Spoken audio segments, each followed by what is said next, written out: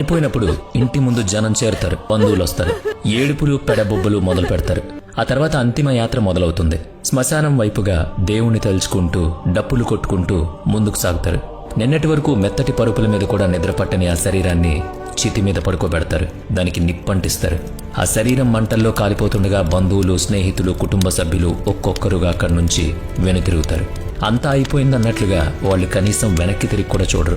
కానీ నిజంగానే అంతా అక్కడితో ముగిసిపోతుందా? ఇక్కడి నుంచే అసలు కథ మొదలవుతుంది.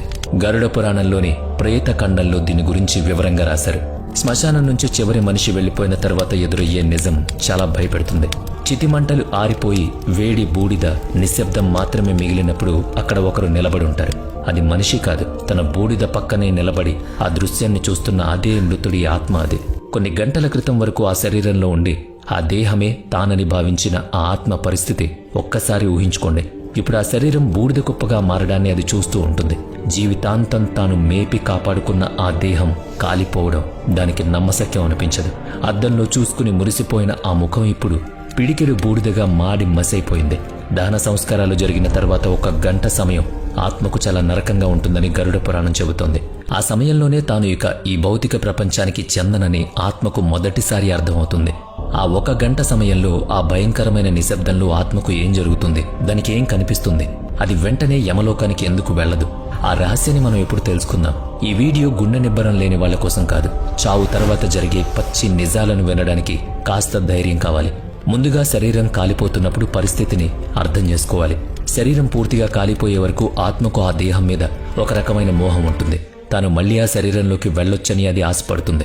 మళ్లీ ప్రాణాలతో తిరుగుతానని భ్రమపడుతుంది. అది పదే పదే ఆ కాలుతున్న శరీరం దగ్గరకు వెళుతుంది.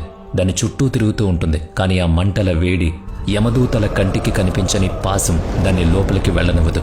తన చర్మం ఎలా కాలిపోతుందో, ఎముకలు ఎలా విరిగిపోతున్నాయో అది కళ్లారా చూసుకుంటుంది. ఆ దృశ్యం దానికి ప్రళయంలా అనిపిస్తుంది. ఆ తర్వాత కపాలక్రియ అనే బాధాకరమైన ఘట్టం వస్తుంది. కుటుంబ సభ్యులు లేదా కొడుకు వెదురు బొంగులతో కాలుతున్న శవం తల మీద కొట్టి దాన్ని పగలగొడతారు. ఇది చూసేవాళ్లకు ఎంత భయంకరంగా ఉంటుందో ఆత్మకు కూడా అంతకంటే ఎక్కువ బాధ. కపాలం పగలగానే ఆత్మకు మాత్రమే వినిపించేంత పెద్ద శబ్దం వస్తుందని గరుడ పురాణం చెబుతోంది. ఆ శబ్దంతో ఆత్మకు ఉన్న చివరి బంధం తెగిపోయే క్షణం అది. ఇక వెనక్కి వెళ్లే దారి లేదని దానికి పూర్తిగా అర్థమవుతుంది. ఆ దారి శాశ్వతంగా మూసుకుపోతుంది. కానీ అసలు కథ ఆ తర్వాతే మొదలవుతుంది. కపాలక్రియ పూర్తయి శరీరం బూడిదగా మారాక బంధువులంతా వెనుతిరగడం ప్రారంభిస్తారు. శ్మశానం నుంచి వస్తున్నప్పుడు వెనక్కి తిరిగి చూడకూడదని ఒక కఠినమైన నియమం ఉంది. అలా ఎందుకు చెబుతారో మీరెప్పుడైనా ఆలోచించారా? దీని వెనుక ఒక భయంకరమైన కారణం ఉంది. బంధువులంతా వెళ్లిపోతుంటే ఆత్మకు కంగారు మొదలవుతుంది. తనను ఈ నిర్మానుష్యమైన భయంకరమైన ప్రదేశంలో వదిలేసి ఎక్కడికి వెళుతున్నారని అది ఆందోళన చెందుతుంది. నన్ను కూడా తీసుకువెళ్ళండి అంటూ అది గట్టిగా అరుస్తుంది.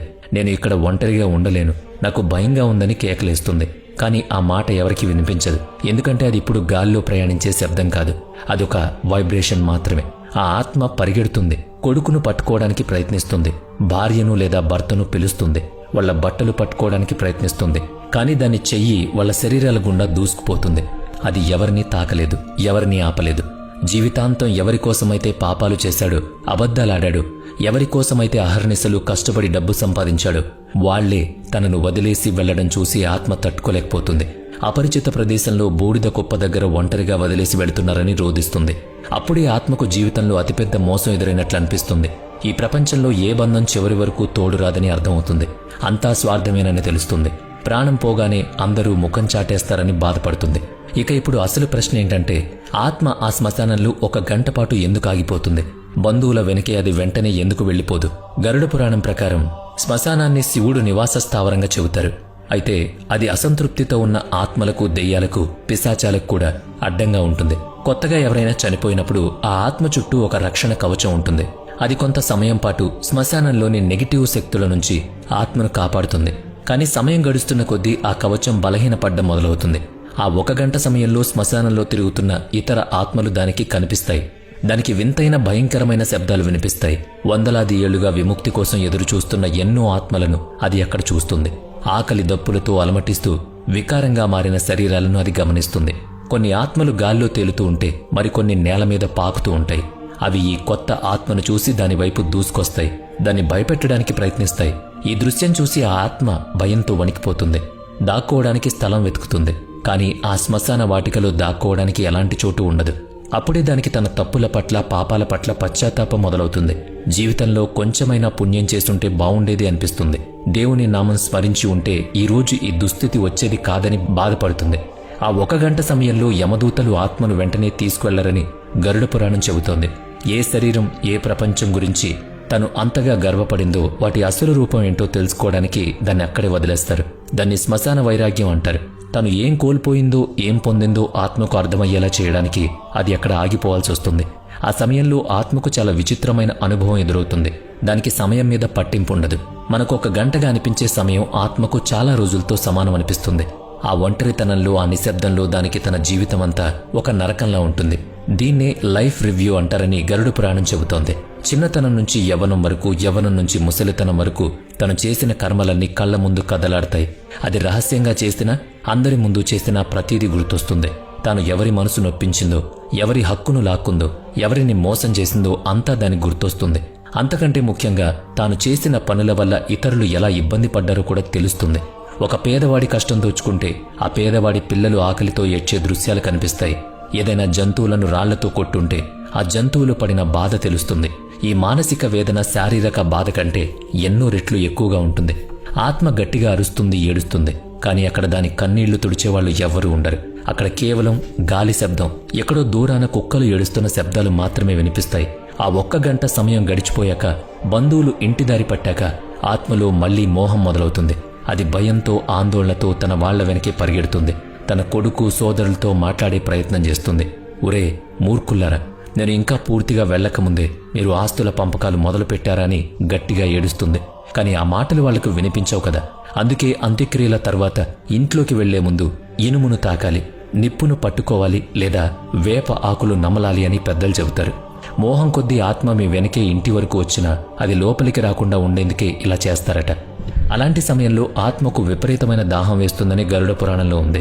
దహన సంస్కారాల వేడికి దాని సూక్ష్మ శరీరం కాలిపోతూ ఉంటుంది. అది నీళ్లను అడుగుతుంది. ఇంటి దగ్గర ఉన్న కుండల దగ్గరకు వెళుతుంది. నీళ్లు తాగుతున్న తన బంధువుల దగ్గరకు వెళుతుంది. కానీ అది నీళ్లు తాగలేదు. గరుడ పురాణంలో చెప్పినట్లుగా దాని గొంతు సూది మునలాగా మారిపోతుంది. ఎంత సన్నగా మారిపోతుందంటే కనీసం 1 చుక్క నీరు కూడా మింగుడు పడదు. జీవితాంతం పెంచుకున్న ఆ వ్యామోహానికి పడే శిక్ష అది. దానికి ఆకలి వేస్తుంది. తన ఇంటి వంటగదిలోకి వెళుతుంది. తనకిష్టమైన వంటలను అక్కడ వండుతూ ఉంటారు. కానీ అది తినలేదు. ఇలా ఆ 1 గంట తర్వాత ఆత్మ తన ఇంటికి చేరుకుంటుంది. అక్కడ జరుగుతున్న దృశ్యాలు చూస్తుంది. తన ఫోటోకి పూలమాలలు వేయడం చూస్తుంది.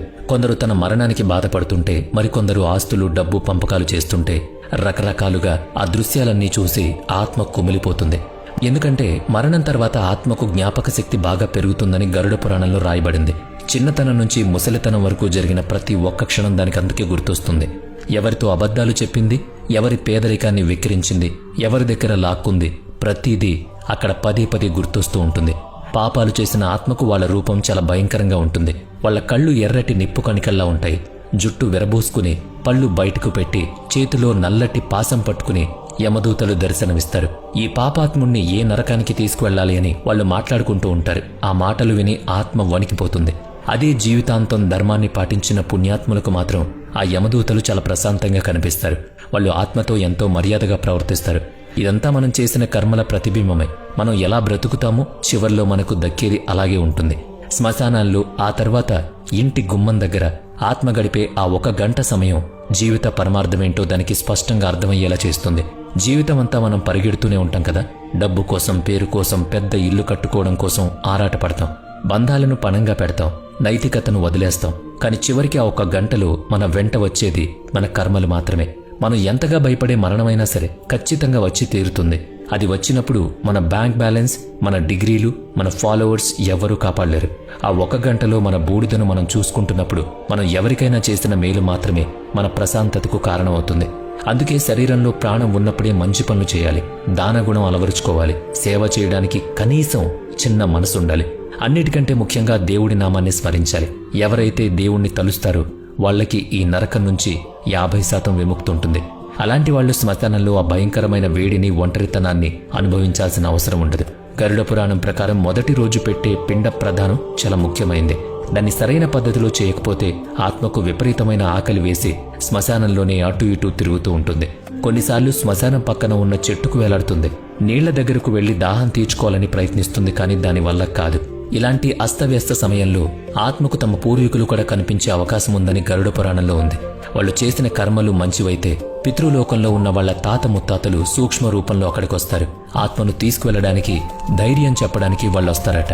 భయపడకు, మేము నీతో ఉంటాము అని ధైర్యం చెబుతారట. ఈ కలయిక ఆత్మకు ఎంతో ప్రశాంతతనిస్తుంది. కానీ కర్మలు చెడ్డవైతే దానికి అక్కడ కేవలం చీకటి, భయంకరమైన ఆకారాలు మాత్రమే కనిపిస్తాయి. సాయం కోసం పిలిచినా ఎవ్వరూ రారు. ఆ ఒంటరితనమే నరకానికి మొదటి అడుగు. మన శరీరం మట్టి, నీరు, అగ్ని, గాలి, ఆకాశం అనే పంచభూతాలతో తయారైందని మనం తెలుసుకోవాలి.